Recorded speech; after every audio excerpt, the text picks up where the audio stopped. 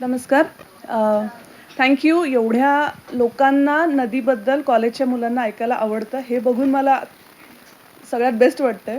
आणि मला इतक्या फॉर्मल सेटिंगची सवय नाही अजिबात. त्यामुळे मला एवढ्या फॉर्मल सेटिंगमध्ये बोलता येणार नाही. डिस्कशन करायला आपण खूप जास्त लोक आहोत. त्यामुळे थोडंसं अवघड पडेल. But let us try. थोडंसं वन वे नको ठेवायला. कारण मला नेहमी असं म्हणजे वाटण्यापेक्षा ते खरंच आहे, की पाणी हा काही कुणाचा विषय नाही. आपण सगळे सगळ्यासाठी पाणी वापरतो. आणि आत्ता तुम्ही जे इथे आपण सगळे बसले आहोत, आपण 70% हे वैतरणा, उल्हास आणि मिठीनीच बनलेलो आहोत. मी मुळामुठाची आहे. पण त्यामुळे हा काही कुणाचा विषय नाही, हा आपल्या सगळ्यांचा विषय आहे. त्यामुळे सगळ्यांनी याच्यात बोलायला पाहिजे आणि वी शुड ऑल एंगेज. सुरुवात जी मी करणार आहे, अ, ही नदी आहे, ही आहे म्हादेई नदी किंवा मांडोवी नदी. तुम्हाला माहिती आहे कुठल्या राज्यात मांडोवी वाहते? गोवा. गोवा, कर्नाटक, महाराष्ट्र तिन्ही राज्यातून मांडवी बनलेली आहे. तर त्यामुळे आपण जेव्हा पाण्याचा कुठलाही सुरू करतो अभ्यास, तेव्हा पहिल्यांदा एक अत्यंत बोरिंग असं ग्राफिक असतं. 70% of the world is salt water, then 3% is locked in glaciers आणि मग 0.1% इज फ्रेश वॉटर. असं एक अत्यंत ढोबळ सगळ्यांना असतं, कुणा लक्षात राहत नाही. मी पण इथे येण्याच्या आधी पहिल्यांदा ते अगदी रिवाईज केलं होतं, सांगायला तुम्हाला. तर पण हे इतकं सोपं नाही. आपण असं म्हणू की भारतामध्ये अंदाजे 44 मोठ्या नद्या आहेत.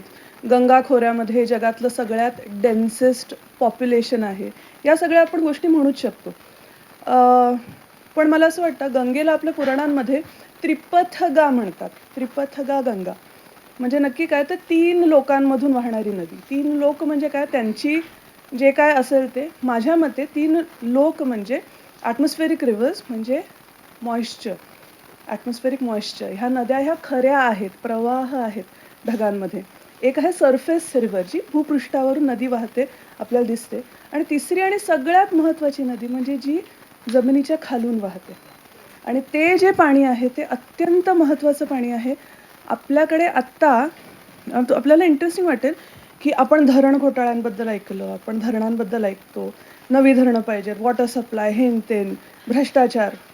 हजारो कोटी रुपये आपण दरवर्षी खर्च करतो. आपल्या वॉटर रिसोर्स डिपार्टमेंटचं बजेट अंदाजे 7,500-8,000 कोटी असतं. आणि त्यांची पेंडिंग कामं आत्ता 80,000 कोटीची आहेत. त्यामुळे ती आपण जोपर्यंत आहोत तोपर्यंत ती पूर्ण होणं शक्य नाही. हे सगळं जे काम आहे हे कशाशी लिंक्ड आहे, तर सरफेस वॉटरशी लिंक्ड आहे. म्हणजे नद्यांशी लिंक्ड आहे, धरणांशी लिंक्ड आहे. आणि या धरणांमधून आत्ता रुरल वॉटर सप्लाय म्हणजे पिण्याचं पाणी. रुरल वॉटर सप्लाय 80% हा भूजलावर अवलंबून आहे. इरिगेशन आपल्याकडे अंदाजे 70% इरिगेशन, सिंचन हे याची जीवनरेखा वरून न वाहता खालून वाहते. भूजलावर अवलंबून आहे. आणि तो सेक्टर पूर्णपणे अनरेग्युलेटेड आहे. पण याचा अर्थ असा का, की आपण सेपरेट करू, की ही एक नदी आणि ह्या विहिरी, हे भूजल. तर असं कधीच नसतं. आणि म्हणूनच मला वाटतं नदीचा सगळ्यात महत्त्वाचा स्वभाव हा लिंकिंगचा आहे. वेगवेगळ्या सोसायटीजना, वेगवेगळ्या परिसंस्थांना, इकॉलॉजीजना, इकोसिस्टम्सना, वेगवेगळ्या जीवजंतूंना, वेगवेगळ्या संस्कृतींना लिंक करणं. हे कुठून घडत असेल, तर नदी हा एक अत्यंत महत्त्वाचा दुवा आहे त्याच्यातला. आपल्याकडे भारतामध्ये आणि याच्यातून धर्म आपण बाजूला काढूया, कारण भारतीय इंडियन सबकॉन्टिनेंटचा तो स्वभाव आहे. मग त्याच्यामध्ये इस्लाम येतो, त्याच्यामध्ये बौद्धिझम येतो, त्याच्यामध्ये सिखिझम येतो. बेसिक आस्था आपली भोवती जी फिरते. आणि आपण हे फार वेळेला ऐकलंय है ना, आपण सगळी म्हणतो की आपलं. आणि मला तर खूप वेळेला वाटतं की आपल्या धर्मातील इतकं महत्त्व आहे, हे खूप मोठं कारण आहे की नद्या इतक्या घाण होतात. कारण आपल्याला ते एक सापडतं कशावर तरी टाकायला.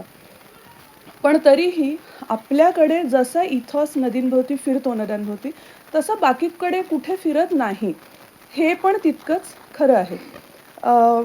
त्यामुळे मला सुरुवात, आपण जेव्हा नद्या म्हणतो, मी परवाच एका कॉलेजमध्येच मुलांशीच बोलून आले. आणि मी त्यांना पहिल्यांदा विचारली, मीडियाची मुलं होती, तर तुम्हाला पहिल्यांदा नदी म्हटलं की काय आठवतं? 20-30 जणांचा क्लास होता. 20-30 जणांनी मला 20-30 प्रॉब्लेम सांगितले, खूप क्रिएटिव्हली. म्हणजे प्रदूषण आहे, एन्क्रोचमेंट आहे, धरणं आहेत, वाळलेल्या नद्या आहेत म्हणजे पाणीच नाही आहे, पाण्यासाठी लागलेल्या लाईन्स आहेत, नदीत उतरणारा मैला आहे. तुमच्या कुणाच्या डोळ्यासमोर नदी म्हटलं की याहून वेगळं काही येतं? संस्कृती आहे. आता तुला तर येणारच का कीर्ती? पण तर त्यामुळे मला सुरुवात जी करायची आहे ती मरणाऱ्या नद्या, मरणासन्न नद्या, डायिंग रिव्हर्स, डायिंग रिव्हर्स याच्याने करायची नाही आहे. ही मांडवी नदी आहे. याच्या भोवती खूप इश्यूज आहेत. कर्नाटक, गोवा आणि महाराष्ट्र तिघंही, एस्पेशली कर्नाटक आणि महाराष्ट्र, या नदीसाठी खूप भांडण करतोय. नेहमीप्रमाणे नेत्यांची एफिजीज जाळतात, टायर जाळतात, बंद होतात, हे होतं, ते होतं. प्रदूषण खूप जास्त प्रमाणात या नदीवरती आहे. हायड्रो पॉवर प्रोजेक्ट्स आहेत, डॅम्स आहेत, इलिगल प्रोजेक्ट्स आहेत, सगळं आहे. पण नदी जिवंत आहे. मांडवीमध्ये अत्यंत सुंदर फिश डायव्हर्सिटी आहे. मासेमार तिच्यावर अवलंबून आहेत. अख्ख्या गोव्याची जीवनदायिनी लाईफलाईन ही अजूनही मांडवीच आहे. त्यामुळे आपल्या नद्या संपल्या आहेत, आता काही नाहीच आहे असं नाही आहे. आणि तशी सुरुवात आपण करू नये. कारण मला खूप वेळेला वाटतं आपण जे लक्षात ठेवतो ती आपली रियालिटी बनत जाते. आपल्या लक्षातच असं राहिलं की नद्या ह्या संपल्यात, खराब झाल्यात, गॉन, तर ती रियालिटी तीच होणार. Then we will not know the road to come back to healthy rivers. आणि आपल्या नद्या अजिबात संपलेल्या नाही आहेत. अजूनही वाचवण्यासारखं खूप आहे आपल्याकडे. ही अशीच एक नदी मेघालयात आहे, Dawki, shared between India and Bangladesh. ही नदी मात्र महाराष्ट्रातली नदी आहे. हिचं नाव आहे दाभीळ. अत्यंत सुंदर, अत्यंत स्वच्छ पाणी. इकडचं जे गाव आहे ते शेतीसाठी, पिण्याच्या पाण्यासाठी पूर्णपणे या नदीवर अवलंबून आहे. तसंच इथं कॅमेरा ट्रॅपिंगनी ऑटर्स, जे वाघासारखेच प्राणी आहेत, वाघासारखं प्रोटेक्शन आहे त्यांना, आणि वाघ हे देखील सापडलेले आहेत. आपल्यापासून अंदाजे 350 किलोमीटर लांब.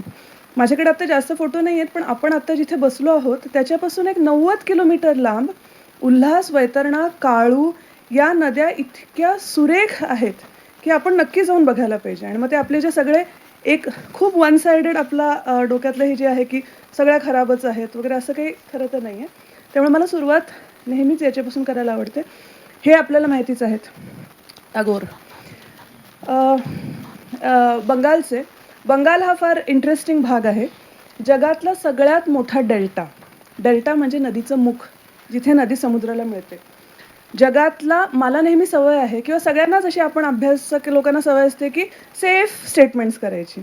जगातल्या प्रमुख मुखांपैकी एक, तर असं नाही आहे. हा जगातला सगळ्यात मोठा डेल्टा आहे.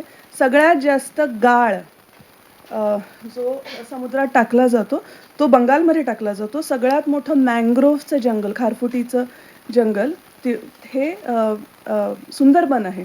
नाव पण किती त्याचं छान आहे बघा, सुंदरीची झाडं, मँग्रोव्ह्ज म्हणजे सुंदरीची झाडं. हे बंगालमध्ये आहे. याच भागाला नदी मातृक देश म्हणतात. नदी मातृक म्हणजे नदी ज्याची माता आहे त्यांनी बनवलेला. आपल्याला नदी आणि माता हे इतकं क्लिशेड झालं आहे आता, उठसूट आपण नदी आणि माता, नदी आणि माता म्हणत असतो. हा प्रदेश मात्र जो आहे बंगालचा, तो ॲक्च्युली बंगालची जी जमीन आहे ती जर गंगेनी गाळ आणला नसता हिमालयामधून तर ती तयारच झाली नसती. अजूनही डेल्टा फॉर्मेशन जो होतो तो फक्त नदीमुळे होतो. सांगायचा उद्देश एवढा आहे की आपल्याला खूप जणांच्या सोयीसाठी असं सांगण्यात आलेलं आहे किंवा आपल्याला असं वाटतं की नदी म्हणजे पाणी पुरवठा करते. नदी याहून अनेक मोठ्या गोष्टी करत असते. आणि म्हणून जिवंत नद्या असणं ही लक्झरी नाही आहे. आपल्याला खूप वेळेला असं वाटतं की नद्या, पक्षी, झाडं यावर काम करणं हे एक छान शौकीचं प्रतीक आहे. एका प्रकारची आर्थिक स्थिरता आल्यानंतर करण्याची ही कामं आहेत, त्याच्या आधी करण्याची कामं नाहीत. खरं तर ह्याच्या अगदी उलट वास्तव आहे की ही एखादी जिवंत जीवित नदी असणं ही खरं तर आपली सगळ्यात प्राथमिक गरज आहे. त्याला आपण ॲक्सेप्ट करून त्याच्यावर काम कसं करतो ही गोष्ट वेगळी. पण आणि त्यातच भारतात नद्यांमध्ये फक्त गाळ वाहतो, फक्त मासे वाहतात, फक्त तिथं तीव्र म्हणजे मँग्रोव्हज असं नाही, तर त्याच्यातून साहित्य वाहतं, त्याच्यातून कविता वाहतात, गाणी वाहतात. आणि अशा लेव्हलचं साहित्य आहे ते, किंवा सांस्कृतिक रिचनेस आहे जो खूप कमी देशांमध्ये, मला असं मी म्हणणार नाही की माझं खूप सगळ्या देशांचा अभ्यास आहे याबद्दल, पण एक मात्र नक्की म्हणेन की आपण ज्या समीपतेने नद्यांबद्दल बोलतो, बंगालमध्ये मला नदीची स्तोत्र किंवा श्लोक वगैरे जे असतात, आपण गंगेचे, यमुनेचे वगैरे वगैरे, त्याच्याबद्दल फारसं कौतुक वाटत नाही. कारण ती एक प्रकारची फक्त एक पठडीची स्तुती आहे. त्याच्यातून आपल्याला फार काही मिळत नाही. फक्त हे इतकं छान, धन मिळो, पुत्र मिळो, घोडे मिळोत, गायी मिळोत. याच्या पलीकडे ते जात नाही खूप वेळेला. पण नदीच्या लोककथा, नद्यांची गाणी, नदींच्या कविता याच्यामधून मात्र आपल्याला खूप वेळेला नद्यांचे स्वभाव कळतात. जसं बंगालमध्ये आहे पद्मा अमर मा म्हणजे पद्मा माझी आई वगैरे अशी खूप गाणी आहेत. पण सर्बनाशा पद्मा नदी पण आहे. ज्याच्यामध्ये गाणारा हा नदीला शिव्या घालत असतो, की केवढा तू कसली तू नदी, तू इथून काढतेस, गाळ काढतेस, तिकडं गाळ टाकतेस, माझी बोट तोडतेस, माझं घर तोडतेस. हे हे जे बोलणं आहे ते मैत्रीचं बोलणं आहे. ते ना देवीचं भक्ताचं देवाशी बोलणं आहे, ना आईचं मुलाशी बोलणं आहे. ते एका we are at par. We are at par with our rivers. आणि हे फार वेगळं आहे. मला खूप वेळेला वाटतं, की हे इतर समाजांपेक्षा आपलं खूप वेगळं आहे. एक बंगालीतलं गाणं आहे, त्याचं 2च लाईन्स अशा आहेत, की "एकूर भांगे ओकूर गाडे येतो नदीर खेला." आणि याचा अर्थ असा आहे, की नदी जेव्हा वळते, आपल्याकडे अनेक चंद्रभागा नद्या आहेत. आपल्याला वाटतं, की आपल्याला माहिती आहे एक चंद्रभागा. कुठली एक चंद्रभागा आपल्याला माहिती आहे? पंढरपूरची जी एक चंद्रभागा आहे, ती खरं तर कुठली नदी आहे? भीमा. ती फक्त तिथे चंद्रासारखं वळण घेते म्हणून तिला चंद्रभागा म्हणतात. अशा 3 चंद्रभागा तर मोठ्या आहेत भारतामध्ये. एक ओडिसामध्ये आहे आणि सगळ्यात मोठी चंद्रभागा म्हणजे चिनाब. चिनाब नदी, चन-आब म्हणजे चंद्राचा तुकडा, चंद्रभागा. चंद्र आणि भागा या 2 नद्यांनी बनवलेली अशी चंद्रभागा. तर अ, मी खूप डायग्रेस होईन, त्यामुळे मी या विषयावर बोलायला मी थांबत नाही. पण थोडक्यात अनेक सत्य, सायंटिफिक सत्य, सांस्कृतिक सत्य आणि कविकल्पना या सगळ्या आपल्याला नद्यांमध्ये एकत्र होताना दिसतात आणि त्यांना त्यांच्या या व्हॅल्यूसाठी जपणं हे फार गरजेचं आहे. म्हणून फक्त गंगा आरती, गंगा श्लोक, नमामि गंगे, नमामि चंद्रभागा अशा कार्यक्रमांच्या ऐवजी त्या नदीची तिथली गाणी नक्की काय आहेत हे कळून घेणं, याच्याने आपल्याला फक्त कविता कधीच कळत नाही, यामुळे आपल्याला तो प्रांतच कळत जातो हळूहळू. तर रवींद्रनाथ टागोरांनी सुरुवात केली, कारण यांचं तर सगळंच आयुष्य जे आहे ते अत्यंत एका अर्थाने नदी सेंट्रिक आहे. त्यांचं पहिली जी कविता होती निर्झरे स्वप्नभंग, ही नदीबद्दलच होती. एक नदी आपला बांध फोडून पुढे व्हायला लागते अशी ती कविता होती. नंतर त्यांनी मुक्तधारा म्हणून एक नाटक लिहिलं, जे पण एका नदीचा बांध तोडून वाहण्याचं होतं. त्यानंतर ही त्यांची शेवटची कविता आहे, one of the last poems. याच्यानंतर एक 4-5 महिन्यांनी ते गेले आणि त्याच्यामध्ये त्यांनी समअपच केलं आहे, की त्यांचं आयुष्य कसं नदीसारखं आहे आणि हे आजच्या नदीसारखं नाही आहे, तर हे खऱ्या नदीसारखं आहे, जी खरंच हिमालयातून किंवा पर्वतातून उगम पावून नंतर जशी ती जुनी होत जाते तशी ती विस्तारते खूप गोष्टींमुळे, मेमरीजमुळे, बॅगेजेसमुळे आणि मग ती संथ होऊन ती थांबते. तर this is the reality of rivers in India. याला तुम्ही एकाच water supply, irrigation, waste water treatment, hydro power याच्या रकानांमध्ये घालू शकत नाही. It is much more than that and we are much richer for that actually. हे विश्ववेध आहे, त्यामुळे मला थोडंसं विषयाला स्टिक करणं गरजेचं होतं. त्यामुळे this is about shared river basins. आपलं जगातच सगळीकडे अंदाजे 40% पॉप्युलेशन ही शेअर्ड रिव्हर बेसिन्समध्येच राहते. नद्या ह्या शेअर्डच होतात. Actually it's very interesting. आपल्याकडे नदी हा शब्द जो आहे, हा याची खूप व्युत्पत्ती वेगवेगळी आहे, पण सर्वमान्य जी आहे ती म्हणजे नाद करणारी. आणि नाद एखादी नदी केव्हा करेल? अरे परफेक्ट. तीस्ता नदी तुम्हाला माहीत असेल सिक्कीममधली. तिथं आता खूप धरणं झाली आहेत, हायड्रो पॉवर डॅम्स. माझी एक ओळखीची मैत्रीण तिकडे गेली होती. ती म्हणाली, इतकी सुंदर नदी, हिरवी कंच पाचूसारखी नदी आणि रस्ते आणि काय तिकडचं हिमालय वगैरे वगैरे वगैरे. पण ती म्हणे काहीतरी चुकलं होतं तिकडे. म्हटलं काय चुकलं होतं? तुला का आवाजच नव्हता, कारण नदी वाहतच नव्हती. नदीचा नाद जो होता तो बंद झाला होता आणि त्याच्यामुळे तीस्ता शांत होती. तर आपलं नाव असं आहे नदीचं, नादाशी रिलेटेड. आणि रिव्हर हे जे नाव आहे, रिव्हर हे नाव रायव्हल्सवरून आलेलं आहे. 2 रायपेरियन म्हणजे 2 काठांवर जे आहेत लोक, ते त्या नदीसाठी भांडतात, they are rivals of each other, आणि त्याच्यावरून रिव्हर्स असं आलेलं आहे. त्यामुळे नद्यांसाठी भांडणं ही एक अत्यंत ऐतिहासिक शेअर्ड लेगसी आहे आपली. सगळेजणच भांडतात. सध्या ती भांडणं खूप वाढायला लागली आहेत. भारतच आपल्या अनेक मोठ्या नद्या शेअर करतो. सिंधू ही तिबेटमधून उगम पावते, नंतर ती काश्मीरमधून वाहून पाकिस्तानात जाते आणि तिच्या इंडस वॉटर ट्रीटी 1960मध्ये झाली. जगातल्या खूप कमी अत्यंत सक्सेसफुल वॉटर ट्रीटीजपैकी एक म्हणजे इंडस वॉटर ट्रीटी. 2 युद्ध तिने पचवलेली आहेत. खूप ठिकाणी काय होतं की वॉटर ट्रीटीज होतात, पण जेव्हा देशांमध्ये युद्ध होतात तेव्हा त्या ट्रीटीज ॲबोरेगेट केल्या जातात, म्हणजे सोडल्या जातात. इंडस ट्रीटीचं अजून तसं झालेलं नाही आपल्या. त्यानंतर चायना हा आता चायना फार इंटरेस्टिंग देश आहे. चायनाचं तो ज्या ज्या देशांबरोबर नद्या शेअर करतो त्या प्रत्येकाबरोबर भांडण.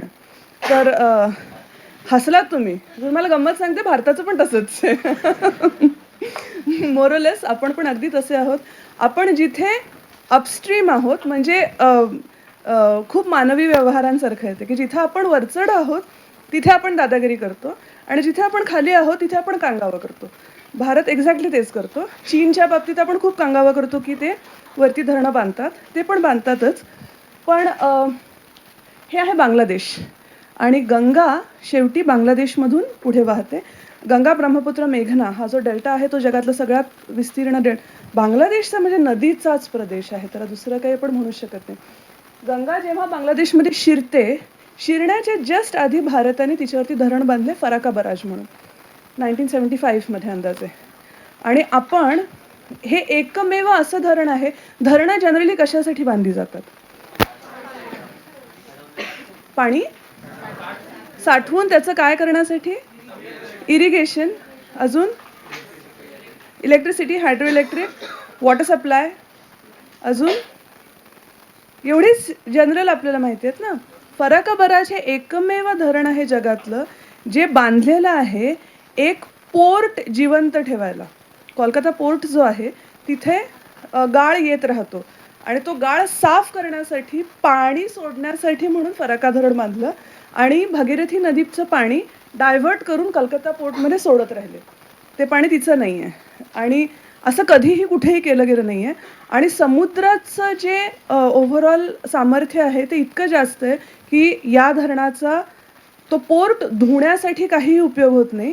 याचा एकच उपयोग मात्र होतो, तो म्हणजे बांगलादेशला सतत आपल्या अंगठ्याखाली ठेवणं. आणि अत्यंत चुकीची गोष्ट आहे ही, कारण तिकडं खूप त्याच्यामुळे इश्यूज होतात वगैरे वगैरे. पण हे खूप वर्ष सुरू आहे आणि हे सुरू राहील, कारण हा एक त्याच्यातला भाग असतो. ही तुम्हाला दिसतंय ते रावी नदीवरचं धरण आहे, नदीवरचं पूल आहे पाकिस्तानातल्या. आपण इंडस वॉटर ट्रीटीमध्ये आपण नद्या डिवाईड केल्या. काही नद्या, 3 नद्या या भारताला आल्या, आणि 3 नद्या ज्या होत्या त्या पाकिस्तानकडे गेल्या.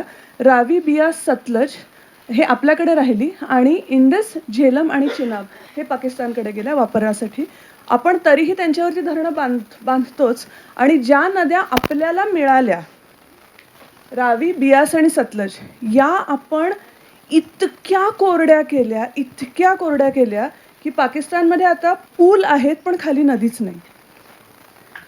आणि हे ऐतिहासिक पूल आहेत. यांना खूप स्टोरीज आहेत त्यांच्या मागे. पाकिस्तानने पण आपल्या नद्यांचं काही वेगळं केलं असं नाही. सिंधू संस्कृती वगैरे तर आपल्याला माहितीच आहे, पण अत्यंत समृद्ध अशी नदी, जिच्या डेल्टामध्ये सुफी संत आले, हिंदू संत आले, मुसलमान संत आले, आणि खूप सिंक्रेटिक डेटीज आणि अत्यंत रिच कल्चर जिथं जन्मलं, ती आता पूर्णपणे ड्राय आहे. म्हणजे नदीचं मुख वाळणं याच्यासारखी वाईट गोष्ट नाही, पण ते सगळं सुरू आहे. त्यानंतर ही जी आपल्याला ज्या नद्या मिळाल्या, ही सतलज नदी आहे. नाथपा झाकरी म्हणून एक हायड्रो पॉवर प्रोजेक्ट आहे हिमाचल प्रदेशमध्ये, आणि ही बसपा म्हणून नदी, अत्यंत सुंदर नद्या. पण हायड्रो पॉवर प्रोजेक्ट्सच्या खाली, म्हणजे जी धरणं आपल्याला असं वाटतं की ज्यांचा पर्यावरणीय परिणाम काहीच नसतो, त्यांच्या खालच्या नद्या अशा आहेत, कारण ते नदीला डायव्हर्ट करत जातात आपल्या प्रवाहामधून दुसरीकडे. हरिद्वारला कोण गेलं तुमच्यातलं? हरिद्वारला गंगा आरती बघितली आहे? हरिद्वारची जी कसं एकदम छान वाटलं. सॉरी. हरिद्वारला जी गंगा आरती होते, जिथे आपण खूप भाविक पद्धतीने जगभर त्याचं कव्हरेज होतं की काय सुंदर गंगा आरती. ती जी गंगा आरती आहे ॲक्च्युली ती नदीवर होतच नाही. ती अपर गंगा वॉटर कॅनॉल आहे तो कालवा, जिथे बराज नंतर नदीला डायव्हर्ट केलेलं आहे, कालव्यातून इरिगेशनसाठी दुसरीकडे सोडलेलं आहे. त्या कालव्याच्या पायऱ्यांवरती आपण गंगेची आरती करतो आणि गंगेचं जे खरं चॅनल आहे तिथे आपण पार्किंग करतो. तिथे गाड्यांचं पार्किंग आहे आणि तिथून, कारण ते पूर्ण आता ड्राय झालेलं आहे. असं करताना काय काय तोटे होतात ते आपल्याला हळूहळू कळेलच आता. कारण नदीला कालवा करणं हे फार वेडेपणाचं लक्षण आहे. कारण आपल्याला फ्री अशा अनेक सर्व्हिसेस नदीकडून मिळत असतात आणि ज्या नदीकडूनच मिळत असतात. दुसरीकडून मिळणं अशक्य आहे आपल्याला.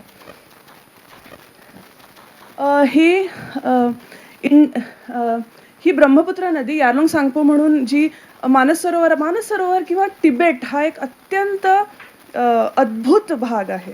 नक्की जाऊ नका. म्हणजे जितके कमी लोक तिथे जातील तेवढं चांगलं. मी गेलेलं नाही. आय डोंट थिंक आल गो. पण तिबेट हा त्याला जगाचं छप्पर म्हणतात. हाय अल्टिट्यूड प्लेन्स आहेत. जवळजवळ आपल्या सबकॉन्टिनेंटची हवा ही त्या तिबेटच्या प्लेन्सच्या तापमानाने रेग्युलेट होत असते. महाराष्ट्रात आलेले अवकाळी पाऊस आणि तिबेटवर होणारं मेल्टिंग यांचा डिरेक्ट संबंध आहे. पण त्या व्यतिरिक्त सुद्धा तिबेटमधून अनेक महत्त्वाच्या नद्या तिकडच्या प्लेन्समधून ओरिजिनेट होतात. त्यातली एक सगळ्यात महत्त्वाची म्हणजे सिंधू आणि दुसरी बाकी पण होतं, सतलज होते आणि दुसरी म्हणजे यारलुंग सांगपो म्हणजे ब्रह्मपुत्र. पुढे बनवून जी ब्रह्मपुत्र नदी फार इंटरेस्टिंग आहे. खूप मोठा टर्न घेऊन ती शेवटी भारतात एंटर करते अरुणाचल प्रदेशमधून सियांग या नावाने. आणि असं आपल्याला म्हणतात की चायना तिथे 3 धरणं बांधतो. ते बांधणारच होता. त्याच्यासाठीच तिबेट घेण्याचा एक महत्त्वाचा मुद्दा हा तिकडचं वॉटर रिसोर्सेस. कारण मेकॉंग सारखी नदी जी पुढे 7 देशातून वाहते तिचा पण उगम हा तिबेटमधूनच होतो. तर तसं करून ती भारतात येते. आणि भारत खूप म्हणतो की आता इथं प्रॉब्लेम सगळ्यात मोठा काय आहे की चीन एवढा त्यांनी हेजिमनी केली. हेजिमनी म्हणजे पाणी आमचं बळकावलं वगैरे वगैरे. प्रॉब्लेम असा आहे की भारत आणि चायनाचा कुठलाही पाण्याचा करारच नाही आहे. आणि या सगळ्याची पहिली स्टेप असते की करार असेल तर तुम्ही काहीतरी बोलू शकता. इथे आपला करारच नाही आहे. आणि मग भारत काय म्हणतो, करार नाही तर आम्ही फर्स्ट युजर राईट एस्टॅब्लिश करणार. म्हणजे आम्ही वापरू शकतो नदी हे आम्ही दाखवणार. ती कशी दाखवणार आम्ही, तर आम्ही तिकडे धरणं, आता इथं तुम्हाला दिसत नाही आहे पण पूर्ण अरुणाचल प्रदेशमध्ये, पुढचं मी तुम्हाला दाखवते त्याच्यामध्ये, पूर्ण नॉर्थ ईस्टमध्ये अंदाजे 170 मोठी हायड्रो पॉवर प्रोजेक्ट्स आता प्लॅन्ड आहेत आणि काहींवर काम सुरू आहे. आणि याच्यातलं एक मोठा आपण जे म्हणतोय याच्यासाठी जस्टिफिकेशन असं आहे की फर्स्ट युजर राईट आपला एस्टॅब्लिश व्हायला पाहिजे. इकडे आसामचं कुणी आहे का? आसामचं सगळं साहित्य, आसामची सगळी संस्कृती इरिस्पेक्टिव्ह ऑफ द धर्म कुठला आहे, ही ब्रह्मपुत्रेशी लिंक्ड आहे. फर्स्ट युजर राईट्स हे फक्त धरणांनीच एस्टॅब्लिश होतात का? म्हणजे कुठल्याही गोष्टीवरचा हक्क हा आपण त्या गोष्टीला भंग करूनच एस्टॅब्लिश करू शकतो असं आपलं समज आहे. तर त्यामुळे ते जे करतायत त्याला उत्तर म्हणून आपण पण तेच करतोय आत्ता याच्यामध्ये. आणि एकच मिनिट हां. हे जे आहे हे सियांगमध्ये जे मोठं धरण होणार आहे हायड्रो पॉवर प्रोजेक्ट, जो पाण्याला वापरत नाही. हायड्रो पॉवर असं असतं की ते पाण्याला सोडतं, टर्बाईन्स चालतात, पॉवर जनरेट होते. आणि आपल्याला वाटतं की हे खूप बिनाईन आहे, याच्यामुळे नदीला प्रॉब्लेम होत नाही. तिथे पाणी धरून ठेवणार 22 तास आणि 2 तास जेव्हा इलेक्ट्रिसिटीची डिमांड आहे तेव्हा टर्बाईन्स फिरवायला पाणी सोडलं जाणार. आणि नदीचा चढ उतार जो आहे 20 किलोमीटर धरणाच्या खाली, तो अंदाजे एवढा होणार. आपण विचार करू शकतो की तिकडे जे कोण लोक राहतात त्यांना तर सवयच नाही आहे, किंवा जी काय डायव्हर्सिटी आहे त्याचं कसं होईल याच्यानंतर.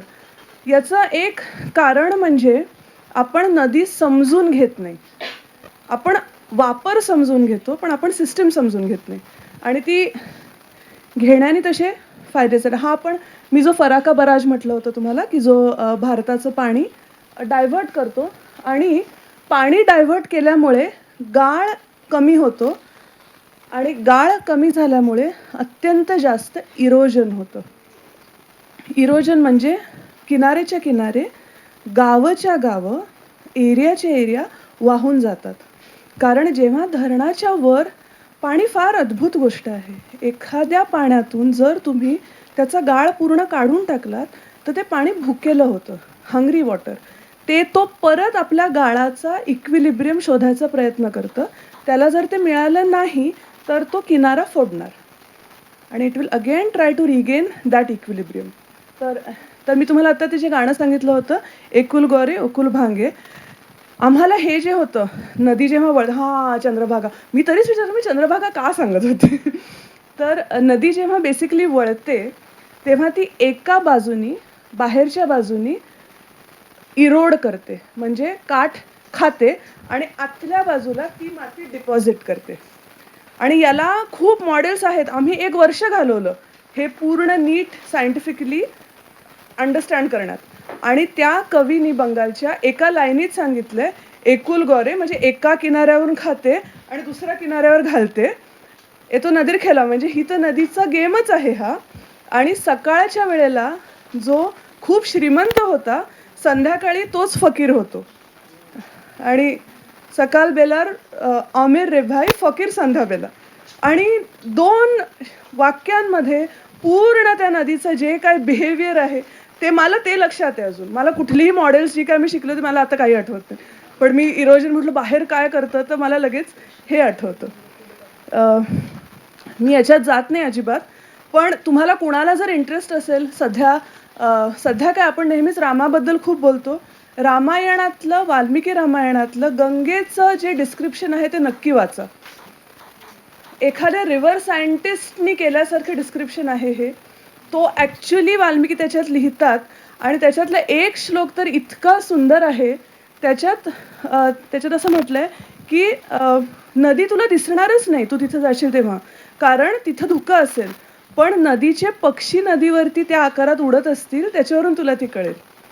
डॉल्फिन्स, ज्या डॉल्फिन्सचं आपण आता एवढं करतो, डॉल्फिन कॉन्झर्वेशन प्रोग्राम, डॉल्फिन हेन किंवा गंगा आरती आपण कॉन्क्रीटच्या घाटांवर उभी राहून केली, ते जे गंगेचे डॉल्फिन्स होते त्यांचा उल्लेख रामायणात आहे. की समृद्ध नदी म्हणजे काय, तर समृद्ध नदी म्हणजे जिच्यावरून खूप बोट्स वाहतात, जिच्यावर खूप धरणं आहेत, जी खूप इलेक्ट्रिसिटी देते, तीच समृद्ध नदी नाही.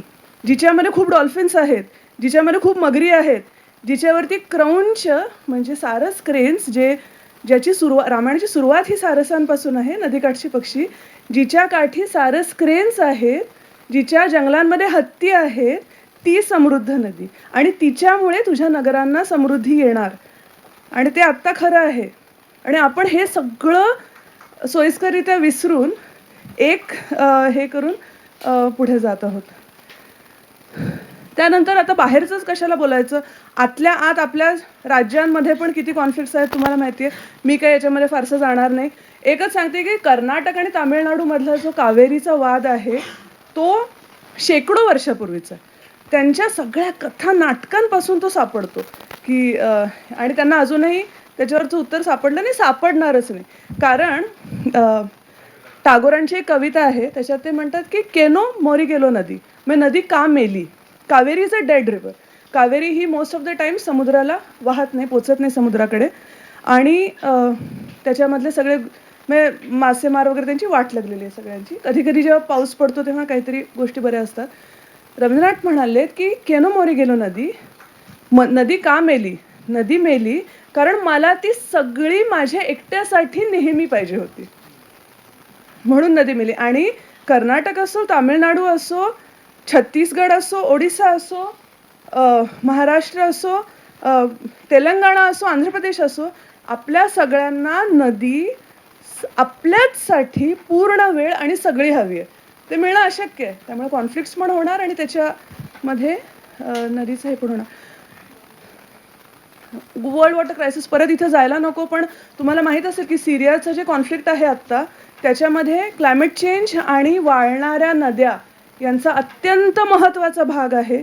आणि असा खूप ठिकाणी अभ्यास झालेला आहे की जिथे दुष्काळ येतो, जिथलं पाणी कमी होतं, तिथे अपरायझिंग्स, तिथले उठाव आणि तिथले प्रोटेस्ट हे वाढत जातात.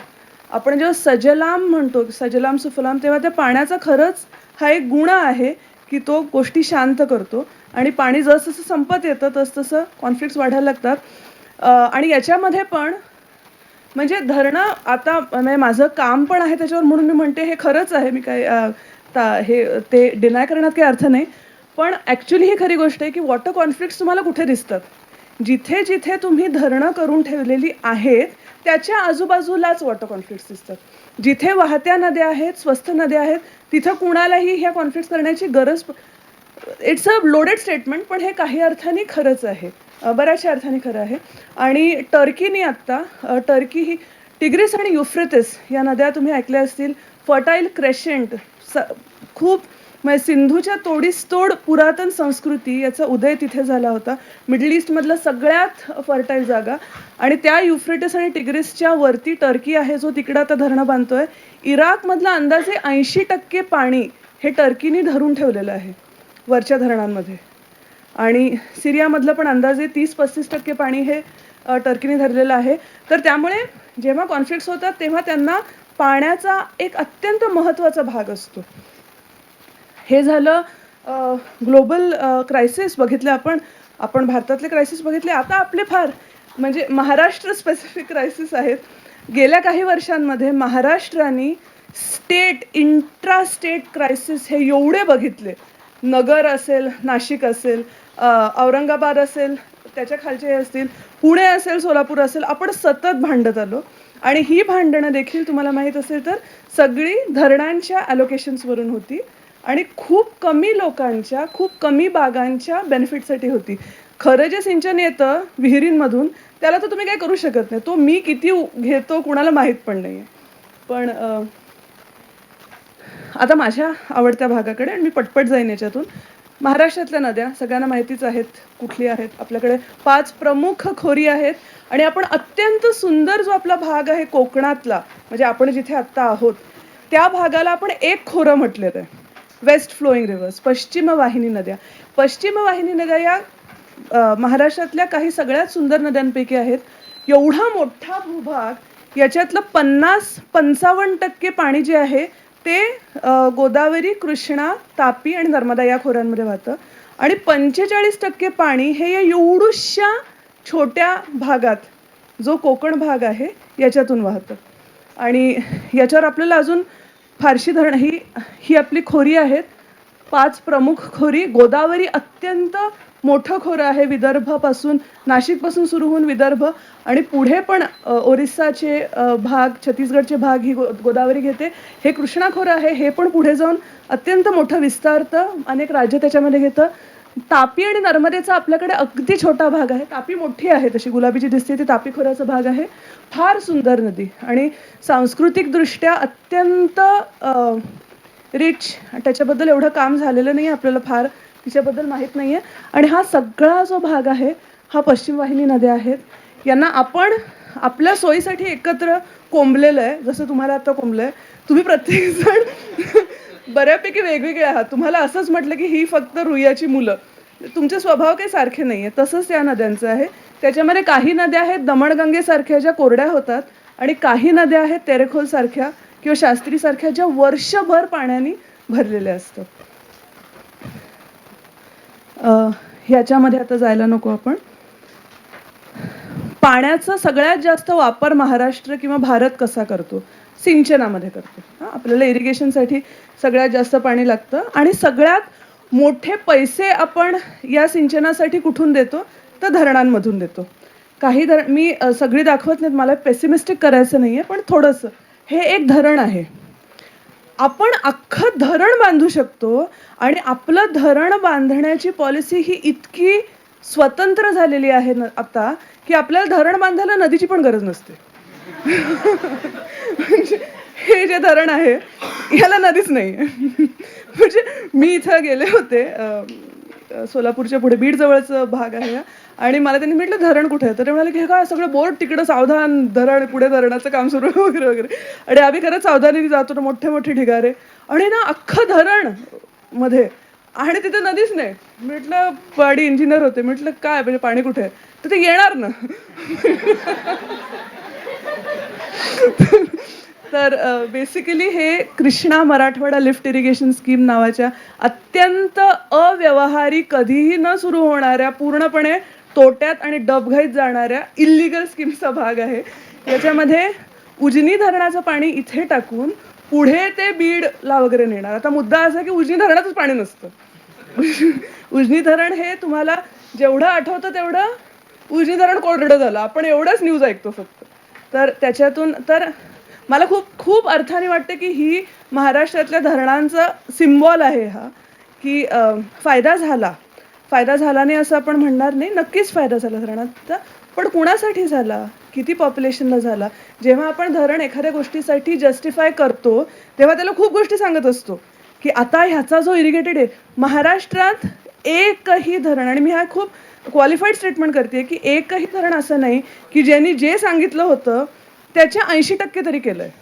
मी तर म्हणते 70% पण केलेलं नाहीये. काही धरणं त्याला कोयनेसारखे अपवाद आहेत, पण अदरवाईज हा खूप मोठा आणि मग ह्याच्यात खूप प्रश्न येतात. म्हणजे हा फक्त भ्रष्टाचाराचा विषय नाही. फक्त भ्रष्टाचाराचा विषय असता जर हा, तर हा अत्यंत सोपा विषय असता.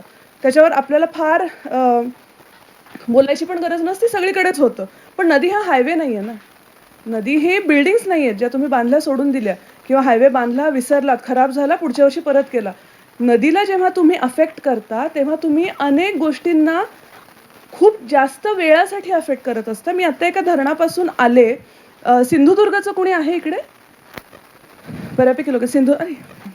सिंधुदुर्गामध्ये याच पावसाळ्यामध्ये अत्यंत जोराचा पाऊस झाला आणि तिथे एका ठिकाणी भूस्खलन झालं.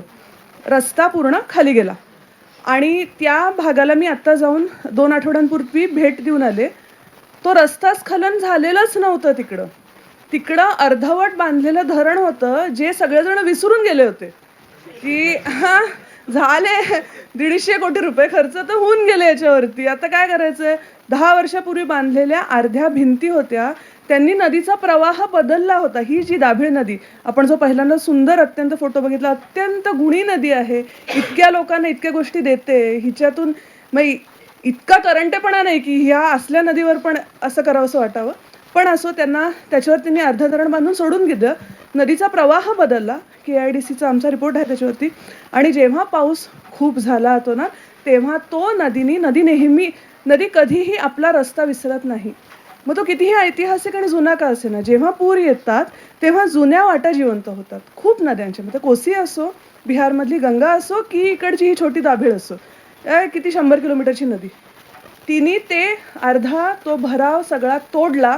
तो भराव नदीत पडला, त्याचा डॅम तयार झाला आणि त्याच्यामुळे नदी ही वळली आणि तिने पूर्ण रस्ता तोडून वाहून गेली. आणि हे अधिकारी सांगतात भूस्खलन झालं. आणि इकडचे जेव्हा गावकरी ॲक्च्युली तिकडे गेले त्यांच्याशी बोलायला, तेव्हा त्यांनी सांगितलं की आमचा काहीच संबंध नाही याच्याशी. आणि त्या लोकांना ॲक्च्युली तिकडून काढलं त्यांनी. तर मला खूप पेसिमिस्टिक धरणांच्या बाबतीत व्हायचं नाही आहे, पण मुद्दा असा आहे की खरंच खूप मोठे प्रॉब्लेम्स आहेत आपल्या राज्यामध्ये जे भ्रष्टाचाराच्या पलीकडे आहेत. खूप वेळेला आपल्याला काय वाटतं की भ्रष्टाचार हा एकमेव मुद्दा आहे, त्याच्यावर बोललं, व्हाईट पेपर आल्या, कमिटी बसल्या. एकाही कमिटीच्या आत्तापर्यंतच्या कामामुळे, त्यांनी दिलेल्या रेकमेंडेशन्समुळे काहीही बदल झालेले नाही आहेत. आणि हे अगदी खरं आहे, म्हणजे इट्स नॉट अन एक्झॅजरेशन. आत्ता तर परत परत त्याच कमिटी बसतात. मी ऑन रेकॉर्ड बोलायला नको, पण हे 2005च्या पुरानंतर वडनेरेंच्या ह्याच्या चेअरमॅनशिप खाली कमिटी बसली होती सांगली आणि कोल्हापूरचे पूर स्टडी करायला. त्यांनी खूप रेकमेंडेशन्स दिली, जी त्या पुस्तकात रिपोर्टमध्येच राहिली. आता परत जो 19चा पूर आला त्याच्यावर परत कमिटी स्थापन झाली आणि परत त्याचे चेअरमन वडनेरेच आहेत. आणि त्याचं परत काय होणार आहे आपल्याला जवळपास रिपोर्ट येण्याच्या आधीच माहिती आहे. ग्राउंड वॉटर, आपण जसं बोललो तसं ग्राउंड वॉटर ही भारताची लाईफलाईन आहे. भारत, तुम्हाला माहीत असेल तर, आपण जगातलं सगळ्यात जास्त भूजल एक्स्ट्रॅक्ट करतो. इतकं एक्स्ट्रॅक्ट करतो की सॅटेलाईट इमेजेसमध्ये पंजाबचा भाग धसलेला हा दिसतो ॲक्च्युली. एवढं आपण भूजल काढलेलं. अंदाजे 25% extraction in the world actually happens in India. आणि हे जे एक्स्ट्रॅक्शन आहे ते खूप इंटरेस्टिंग आहे. हा जो एरिया आहे, थोडंसं हे म्हणायला बोरिंग आहे पण म्हणायला फार इंटरेस्टिंग. मला फार आवडतात हे ग्राफ्स. बेसिकली हा आपल्याला दाखवतो एरिया इरिगेटेड बाय कॅनॉल्स. म्हणजे धरणांनी इरिगेशन कसं होतं? धरणांनी इरिगेशन काय लोक बादल्या नाही घेत तिकडून, कालवे निघतात, कालव्यांनी इरिगेशन होतं. आपला जो गव्हर्नमेंट डेटा आहे तो असं दाखवतो की कॅनॉलचा इरिगेटेड एरिया हजारो कोटी दरवर्षी खर्च करून देखील कमी कमी कमी कमी होतोय. आणि this is not an NGO study, these are government figures. आणि it's a very steep decline आणि it is happening all the time. आणि पण याचा अर्थ असा आहे का, मग कुणीतरी मला विचार असं कसं म्हणता तुम्ही, फूड प्रोडक्शन तर वाढतंय, आपलं वाढतंच आहे आपलं फूड प्रोडक्शन, कारण आपला net irrigated area of all sources हा खरंच वाढतोय. पण जर कॅनॉल्सनी इरिगेटेड एरिया कमी होतोय आणि टोटल इरिगेटेड एरिया वाढतोय, तर याचा अर्थ काय आहे?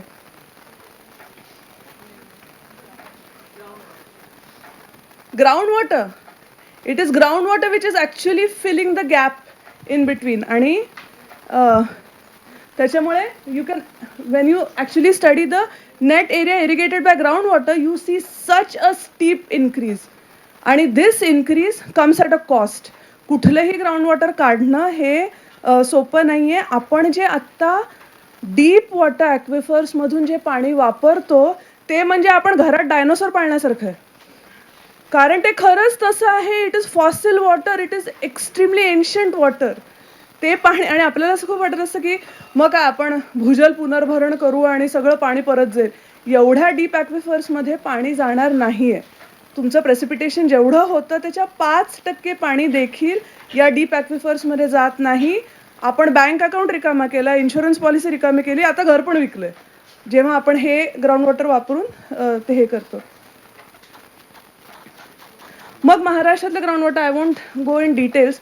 एकच फक्त तुम्हाला मेन्शन करते त्याच्यातलं की महाराष्ट्राचा ग्राउंड वॉटर ॲक्ट पारित झाला होता 2009 मध्ये. आणि महाराष्ट्र फार इंटरेस्टिंग राज्य आहोत आपण. हायली अर्बनाइज्ड, एज्युकेशन बघाल म्हणजे रेट ऑफ एज्युकेशन बघाल तर सगळ्यात जास्त आहे आपल्याकडे. Literacy rate, per capita income आपलं बाकीच्या राज्यांपेक्षा खूप जास्त आहे. आणि हे सगळं असून, आणि कायदे, जलक्षेत्रातले कायदे जेवढे महाराष्ट्रात आहेत तेवढे कुठल्याही राज्यात नाही. We love making laws. अनेक कायदे आहेत आपल्याकडे आणि अनेक गोष्टींसाठी. आणि म्हणजे बाकीच्या कोणाला तरी वाटेल की केवढं प्रगत राज्य आहे, हे केवढे कायदे आहेत त्यांच्याकडे. आणि मग आमच्यासारखे NGOs आम्ही खूप डोकंफोड करतो. एखादा कायदा आला की नाही ह्याच्यात हे घाला, ह्याच्यात हे घाला, नाही हे चुकीचं आहे, हे घाला, ते घाला. आणि कायदे इम्प्लिमेंट कसे होतात, तर कायद्यांची नियमावली असते, रूल्स असतं. रूल्स असल्याशिवाय कायदे इम्प्लिमेंट होऊ शकत नाहीत. त्याच्यानंतर ते नोटिफाय होऊन ॲक्च्युली इम्प्लिमेंट होतात. आपल्याकडे इरिगेशन ॲक्ट 1960s मधला जो आहे तेव्हापासून आपण रूल्स बनवले नाही आहेत. तेव्हापासून आपण खूप कायदे केले. पार्टिसिपेटरी इरिगेशन मॅनेजमेंटचा कायदा केला, वॉटर रिसोर्सचा कायदा केला, ग्राउंड वॉटरचा पण कायदा केला 2009 मध्ये. One of the first states in India to actually have a law on ground water which is completely unimplemented. त्यामुळे काहीही वापर होत नाही. कुणीही, म्हणजे मी नाशिकमध्ये अशी ठिकाणं बघितली आहेत ज्यांनी आपल्या 5 एकरच्या जागेमध्ये 150 बोरवेल ड्रिल केलेले आहेत. 150 बोरवेल. आणि करत जातात कारण आशा तीच आहे, धरणाचं पाणी येणार नाही माहिती आहे, पाऊसमान हे डिपेंडेबल राहणार नाही हे पण माहिती आहे, नद्यांना पाणी नाही हे पण माहिती आहे. काय आहे हातात? फक्त भूजल हातात आहे आणि ते फेल होत आहे. आणि मग असं आपल्याला वाटतं की काय मग विहिरी आहेत लोक करतील. आता त्याच्यामध्ये वेगळा ट्रेंड यायला लागलाय की मी यांच्या शेतातलं जी विहीर आहे तेवढी विकत घेतली, फक्त तेवढं जमीन विकत घेतली आणि ते पाणी पंप करून मी माझ्या शेततळ्यात टाकलं. आणि माझं शेततळं, बंगालमध्ये एक गोष्ट आहे की नदी जेव्हा अटते तेव्हा मासेमारांचे हक्क तिच्यावरचे जातात आणि शेतकरी तिकडे येतात. खूप सुंदर गोष्ट आहे, त्याच्यावर ऋत्विक घटकने एक सिनेमा बनवला होता. तसंच आपल्याकडे भूजलातून पाणी काढलं, जोपर्यंत जमिनीत होतं तोपर्यंतच यांचं होतं. जमिनीच्या बाहेर येऊन मी माझ्या शेततळ्यात वरती टाकलं, आता ते पाणी माझं झालं. आता त्याला कोणी हात नाही लावू शकत. आणि असं करत करत आपण आपलं ग्राउंड वॉटर पण प्रायव्हेटाईज करत आहोत. आणि ही पश्चिम घाटातली धरणं आहेत फक्त महाराष्ट्रातली. एवढी जर धरणं सगळी चालली असती तर आत्ता काय म्हणजे कोकणचं कॅलिफोर्निया तरी झालं असतं, कमीत कमी कॅलिफोर्निया झालं असतं. मोठ्या स्कीम्स आता तुम्ही सगळे सतत नदीजोड प्रकल्पांबद्दल ऐकत असता. मला नदीजोड प्रकल्पांच्या बाकी कुठल्याही गोष्टींमध्ये जायचं नाही, कारण ते खूप बेसिकली नदीजोड प्रकल्प हा असा प्रकल्प आहे की कुठलाही तुम्हाला पण माहीत असेल, तुमचा एखादा मोठा विषय आहे, तर तुम्ही मोठ्या विषयाबद्दल सांगू शकाल का हा चांगला आहे का वाईट आहे? तुम्ही त्याच्या स्पेसिफिक्सबद्दल बोलू शकता. हा धडा, हे जे दिलंय ते, त्यामुळे नदीजोड प्रकल्पाबद्दल तर जायलाच नको. मला तुम्ही डायरेक्ट विचारा तर मी म्हणेन मूर्खपणा आहे, नुसतं तुम्ही प्लंबिंगसारखं नद्यांना जोडताय. But let's not go there, let's not do the हे नको घ्यायला. महाराष्ट्रामध्ये 3 मोठे नदीजोड प्रकल्प प्रपोज्ड आहेत. त्यातला दमणगंगा पिंजाळ ही जी लिंक होती, ही तर आपलं फ्लॅगशिप प्रोजेक्ट, उमा भारतींपासून सगळेजण त्याच्याबद्दल होते की दमणगंगा पिंजाळ व्हायला पाहिजे. अजूनही झालेलं नाही आहे आणि आता होणं फार अवघड वाटतंय. का कारण आहे? कारण दमणगंगेचं पाणी आणायचं आहे पिंजाळमधून मुंबईसाठी, जेव्हा दमणगंगेमध्येच पाणी नाही आहे. आणि दॅट इज द रिॲलिटी. आपल्या या सगळ्या नदीजोड प्रकल्पाचे जे बेसिक कॅल्क्युलेशन्स आहेत, त्याच्यामध्ये कॅल्क्युलेट केलं आहे की नदी सरप्लस आहे का डेफिसिट आहे. आता सरप्लस किंवा डेफिसिट नदी कधीच नसते, नदी नदी असते. सरप्लस डेफिसिट तुम्ही त्याला लेबल्स लावता आणि त्याच्यावरती त्या नदीचा वापर कसा होतोय यावर ठरतो की ती सरप्लस आहे की डेफिसिट आहे. दमणगंगेमध्ये हे ते खोरं आहे जिथून ते पाणी, मग हे पूर्ण ही गावं त्याच्यात जाणार आहेत. त्याच्यावरती आता आपण म्हटलं की दमणगंगा पिंजळ लिंक वगैरे नाही हेन तेन. आता आपण नवा प्रकल्प आणलाय सध्याच्या सरकारचा, अत्यंत लाडका, आणि सगळ्याच, मी ह्याच्यात कुठल्याही सरकारला बाजूला काढत नाही, सगळे सारखेच आहेत. हा प्रकल्प असा आहे की दमणगंगामधून पाणी सिन्नरला न्यायचं. दमणगंगाच्या कुठल्या भागातून सिन्नरला न्यायचं? मोखाड्यातून. मोखाड्यात कोणी गेलंय कधी? मोखाड्यामध्ये मागच्या वर्षी सगळ्यात जास्त पाण्याचे टँकर लागले होते. त्या मोखाड्याला आपण सरप्लस ठरवून 5 धरणं बांधून तिकडचं आहे ते पाणी सगळं काढून सिन्नरला देतोय. आणि का देतोय? तर सिन्नरमध्ये ते इंडस्ट्रीसाठी वापरलं जातं, which is a high economic activity. आणि मोखाड्यामध्ये फक्त लोकच तर वापरतात त्याला, पाणी नाही मिळालं त्यांना. आणि असे 2-3 प्रकल्प आहेत की ज्याच्यामध्ये लिंक्स ज्या आहेत त्या लिंक्स अशा आहेत. मुद्दा असा आहे की आपण असं म्हणतो की का मग इथं पूर होतात, इथे दुष्काळ होतात, मग पाणी आपण नेऊ शकतो. जेव्हा इथे पूर असतो तेव्हा तिथे पण पूरच असतो, तेव्हा आपण पाणी ट्रान्सफर करू शकत नाही. आणि जेव्हा भारतासारख्या ठिकाणी इथे दुष्काळ असतो तेव्हा तिथे पण दुष्काळ असतो.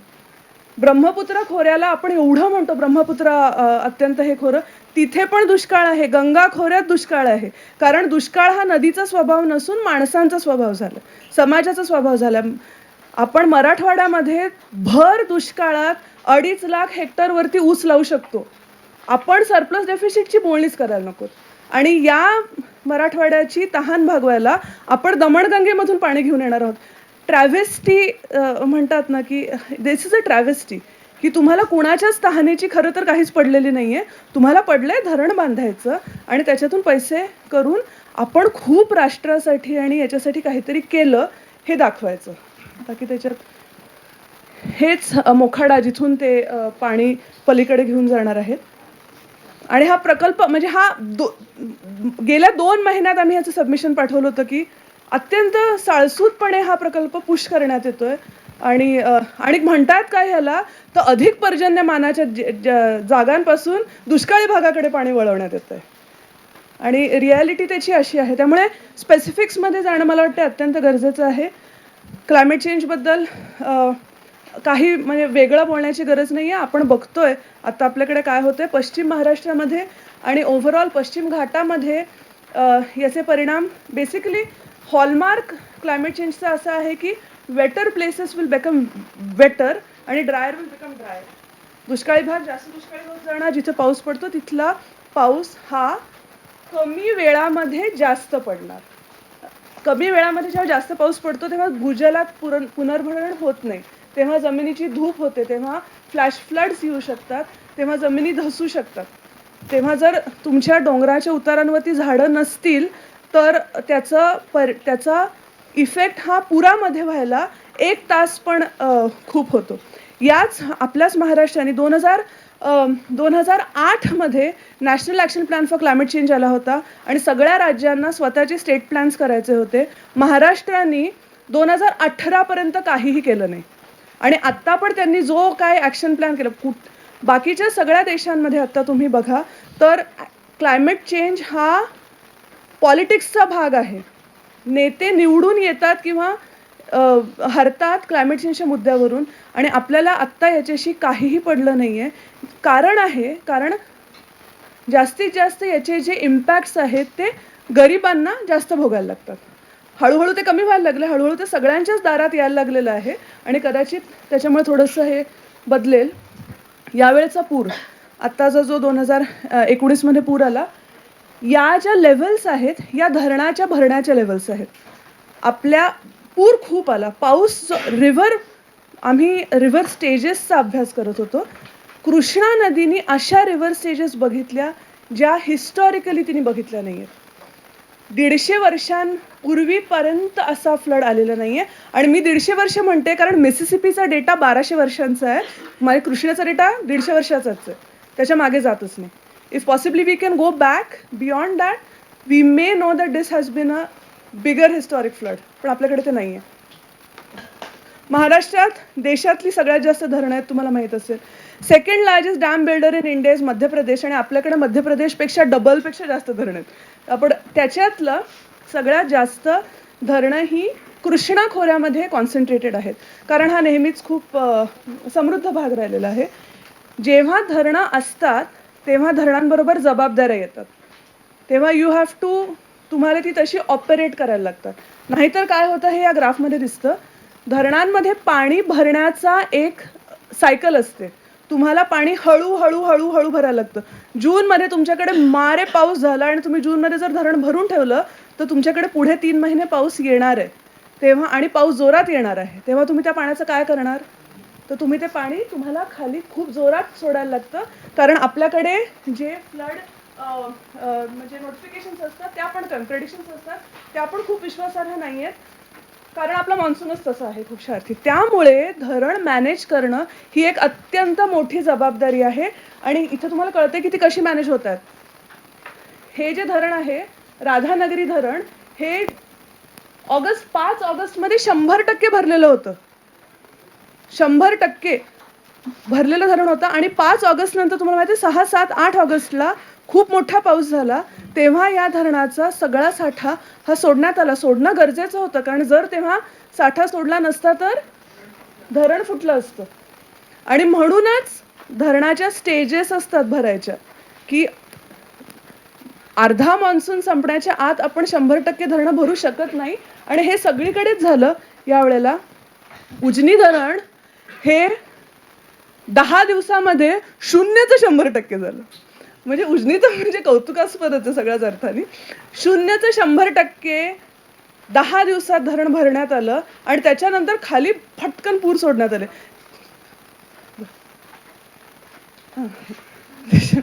आणि त्याच्यानंतर तिलारी म्हणून नदी आहे सिंधुदुर्गामध्ये, तिचं पण असंच झालं.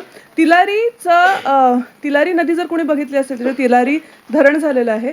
तिलारी धरणाच्या शेजारी, तिलारी नदीच्या शेजारी तेरेखोल म्हणून नदी आहे, मुक्तवाहिनी, त्याच्यावर एकही धरण नाही आहे. तेरेखोलमध्ये पाऊस तिलारीपेक्षा जास्त झाला, आणि पूर मात्र तिलारीतच आला, कारण तिलारीचा पूर हा दाबून ठेवला होता जुलैपर्यंत, आणि त्याच्यानंतर त्यांना लक्षात आलं की भरलं धरण सोडा आता. त्यामुळे ते सगळं पाणी सोडून ज्या धरणांनी कुठलंही सिंचन केलं नाही, इरिगेशन केलं नाही, त्या धरणांनी हजारो एकर जमीन ही गाळाखाली डॅमेज केली. तर हे आम्ही त्याच्यानंतर तिकडं हे केलं होतं, तिकडं डॉक्युमेंटेशन केलं होतं त्याचं आहे. मला वाटतं मी आता पुढचं जरा स्किप करते. मला तुम्हाला एकच मात्र नक्की सांगायचं आहे की तुम्ही आता जिथे आहात मुंबईच्या भागामध्ये, मुंबईला पाणी लागणार आहे हे खरंच आहे, ती काही खोटी गोष्ट नाही आहे. पण मुंबई आणि MMRDA, मुंबईच्या आसपासची जी जागा आहेत, आपण 15% पण आपलं सुएज रिट्रीट करत नाही. खूपशी अशी इकडे म्युन्सिपल कॉर्पोरेशन्स आहेत उल्हासनगरसारखी, जी काहीच करत नाहीत आणि पूर्णच्या पूर्ण मैला पाणी बाहेर सोडतात, ज्यांचा रेव्हेन्यू खूप जास्त आहे. लहान शहरांना लाजवेल एवढा त्यांचा रेव्हेन्यू आहे, त्यामुळे असं कारणच नाही आहे की हे इकडं ट्रीटमेंट करू शकत नाहीत. Rain water harvesting is non existent, nearly non existent.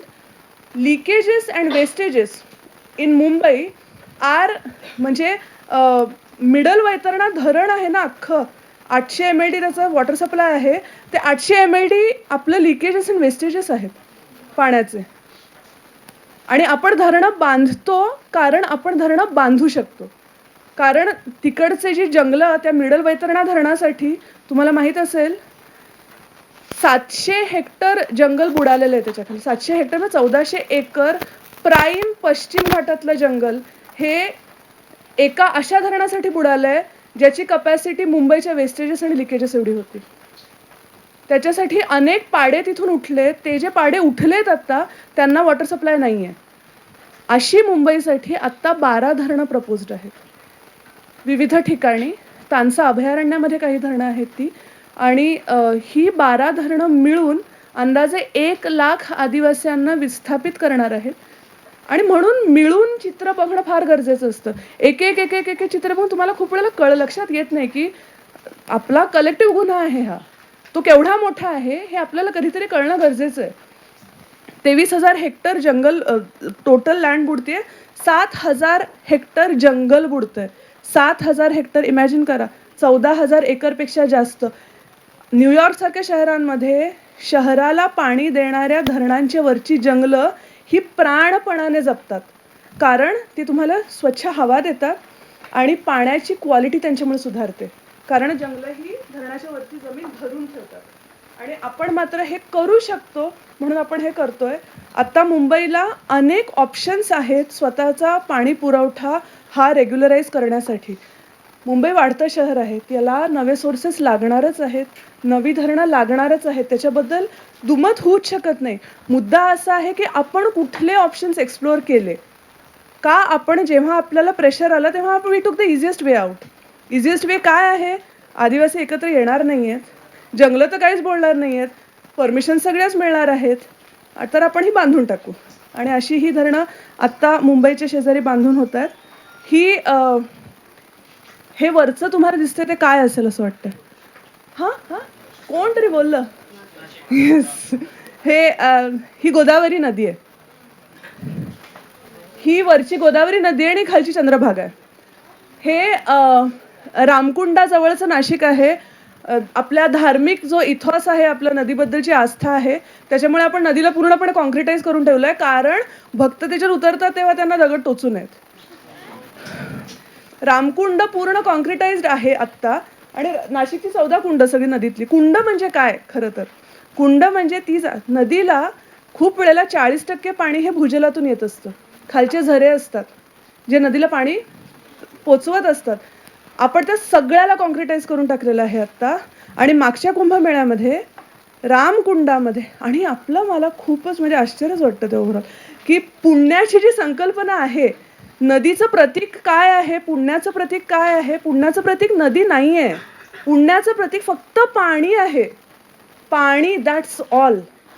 त्यामुळे मागच्या कुंभमेळ्यामध्ये तिकडं आंघोळ करण्यासाठी टँकरचं पाणी टाकलं होतं रामकुंडामध्ये आणि कुणालाही काहीही प्रॉब्लेम नव्हता. कारण प्रतीक नदी संपली ती नाहीच आहे. पुण्य हे पाण्याशी रिलेटेड आहे. कावेरीमध्ये अर्धपुष्करुलू म्हणून जेव्हा मेळे होतात तेव्हा नदी कोरडी असते पूर्ण आणि नदीच्या चॅनलच्या शेजारी शॉवर्स लावलेले असतात ॲक्च्युली. आणि लोक शॉवर बाथ करतात आणि ते पाणी ग्राउंड वॉटर असतं दुसरीकडून येणारं. त्यामुळे परत म्हणताना आपण जेव्हा की आपल्या धर्माच्या ह्याच्यामुळे नद्या वाचल्या आहेत तर वी शुड रिअली रिथिंक.